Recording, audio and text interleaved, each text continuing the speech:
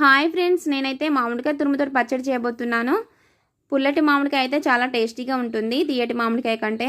ఇప్పుడు ఎండాకాలం కదా, మామిడికాయలు అయితే పుష్కలంగా దొరుకుతాయి. ఇలా మామిడికాయ తురుమును పక్కన పెట్టేసుకొని 2 వెల్లుల్లి గడ్డల్ని కూడా పొట్టు తీసుకొని కచ్చపచ్చగా దంచి పక్కన పెట్టేసుకోవాలి. తర్వాతనైతే స్టవ్ పైన చిన్న కడాయి పెట్టుకొని 2 పావుల దాకా నూనె పోసుకోవాలి. ఆవాలు, జీలకర్ర, 2 ఎండుమిర్చి కూడా వేసాను.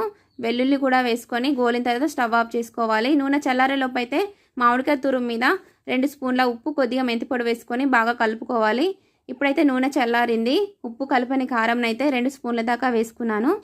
బాగా కలుపుకున్న తర్వాత మనం ముందుగా ఉప్పు కలిపి పెట్టుకున్నాం కదా, మామిడికాయ తురుముని కూడా ఇందులోకి వేసుకొని బాగా కలుపుకోవాలి. అంతే, మామిడికాయ తురుము పచ్చడి రెడీ అయిపోయింది.